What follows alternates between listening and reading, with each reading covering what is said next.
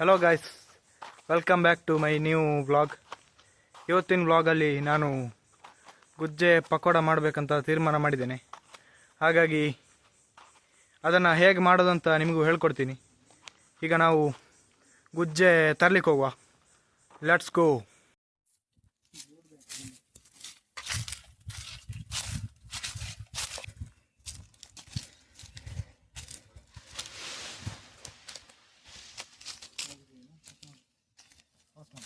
ಇದು ಗುಜ್ಜೆ ಪಕೋಡ ಮಾಡಲಿಕ್ಕೆ ಬೇಕಾಗಿ ಒಂದು ಸಣ್ಣ ಗುಜ್ಜೆ ಕೊಯ್ಕೊಂಡು ಹೋಗುವಂತ ಬಂದರು.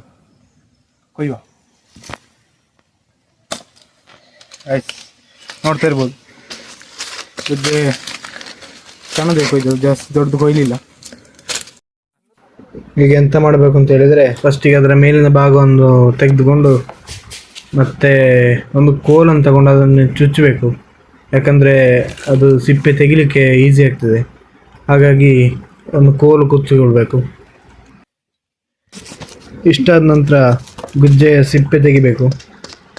ಇಲ್ಲಿ ತೆಗಿತಿದ್ದಾರೆ ನೋಡಿ, ಹಾಗೆ ತಗೊಂಡ್ರೆ ಪಕೋಡ ಮಾಡಲಿಕ್ಕೆ ಈಸಿ ಆಗ್ತದೆ. ಗುಜ್ಜೆಯನ್ನು ತೊಳ್ಕೊಳ್ಬೇಕು. ಮತ್ತು ತೊಳ್ಕೊಂಡಾದ್ಮೇಲೆ ಸಣ್ಣ ಸಣ್ಣ ತುಂಡುಗಳಾಗಿ ಕಟ್ ಮಾಡಬೇಕು. ಈ ರೀತಿಯಾಗಿ ಕಟ್ ಮಾಡಿಕೊಂಡ್ರೆ ತುಂಬ ಒಳ್ಳೆಯದು.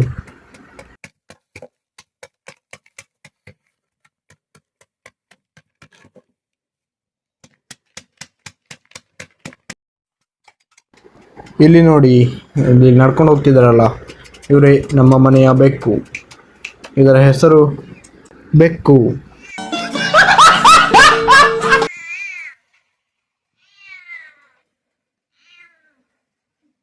ಇಲ್ಲಿ ನೋಡ್ತಾ ಇರ್ಬೋದು, ಎಲ್ಲ ಕಟ್ ಮಾಡಿ ಆಗಿದೆ.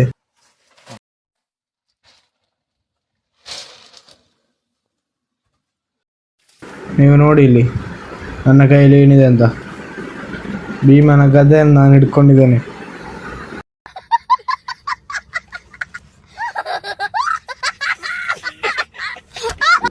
ಈಗ ಕಟ್ ಮಾಡಿದಂಥ ಗುಜ್ಜೆಯನ್ನು ವಾಪಸ್ಸೊಮ್ಮೆ ತೊಳ್ಕೊಂಡು ಮತ್ತೆ ಪಾತ್ರೆಗೆ ಹಾಕೊಳ್ಳಿ.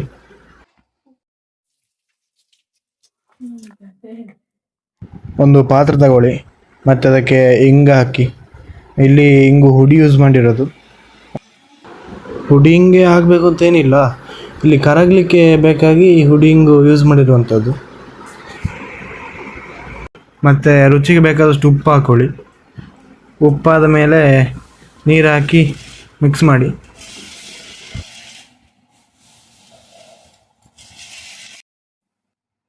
ಸ್ವಲ್ಪ ಕಡಲೆ ಹುಡಿ ಸೇರಿಸಿ. ಕಡಲೆ ಹುಡಿ ಅದು ನಿಮಗೆ ಬೇಕಾದಷ್ಟು ಸೇರಿಸ್ಕೊಳ್ಳಿ. ಮತ್ತು ಸ್ವಲ್ಪ ಅಕ್ಕಿ ಹುಡಿ ಸೇರಿಸಿ, ಅದು ಕೂಡ ಹಾಗೆ ನಿಮಗೆ ಬೇಕಾದಷ್ಟು. ಅಕ್ಕಿ ಹುಡಿ ಸೇರಿಸ್ಕೊಂಡು ಮಿಕ್ಸ್ ಮಾಡಿ, ಚೆನ್ನಾಗಿ ಮಿಕ್ಸ್ ಮಾಡಬೇಕು. ನಾನಿಲ್ಲಿ ನನಗೆ ಗೊತ್ತಿರೋ ರೀತಿಯಲ್ಲಿ ಮಾಡ್ತಿರೋದು.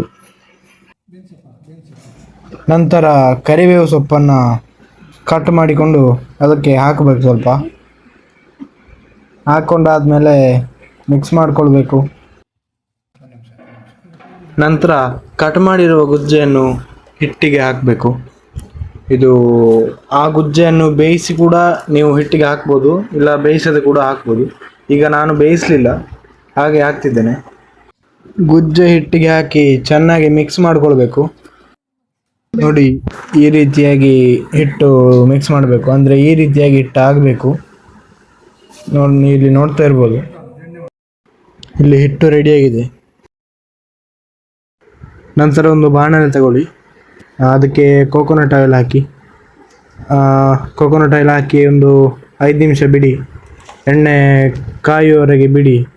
ಎಣ್ಣೆ ಕಾದಾದ್ಮೇಲೆ ನಂತರ ಹಿಟ್ಟನ್ನು ಸ್ವಲ್ಪ ಸ್ವಲ್ಪ ಕೈಯಲ್ಲಿ ತಗೊಂಡು ಎಣ್ಣೆಗೆ ಹಾಕಬೇಕು.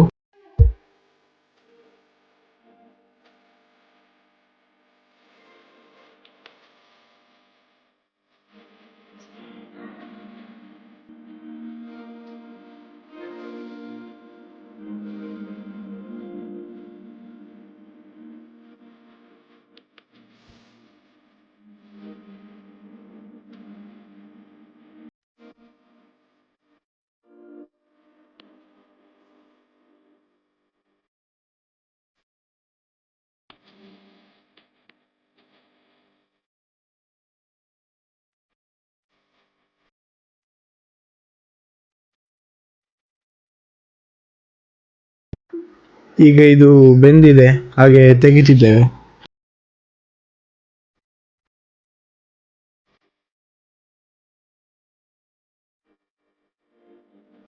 ಈಗ ಇಲ್ಲಿ ಗುಜ್ಜೆ ಪಕೋಡ ರೆಡಿಯಾಗಿದೆ. ನಾನು ಬನ್ನೀಗ ಟೇಸ್ಟ್ ನೋಡಿ ನಿಮಗೆ ಹೇಳ್ತೇನೆ ಹೇಗಿದೆ ಅಂತ.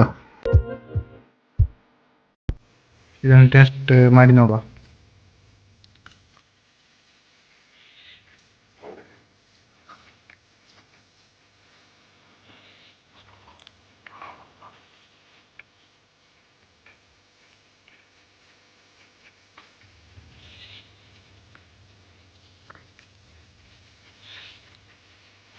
ಪಕೋಡ ಚೆನ್ನಾಗಿದೆ.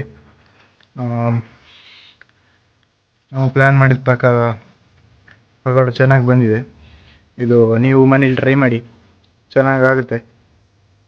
ಈ ವಿಡಿಯೋ ಇಲ್ಲಿಗೆ ಎಂಡ್ ಮಾಡ್ತಿದ್ದೇನೆ. ಈ ವಿಡಿಯೋವನ್ನು ಎಂಜಾಯ್ ಮಾಡಿದ್ದೀರಾ ಅಂತ ಅಂದ್ಕೊಳ್ತೇನೆ. ಹಾಗೆ ಲೈಕ್ ಮಾಡಿ, ಶೇರ್ ಮಾಡಿ, ಹಾಗೆ ಸಬ್ಸ್ಕ್ರೈಬ್ ಮಾಡಿ, ಸಪೋರ್ಟ್ ಮಾಡಿ. Thank you.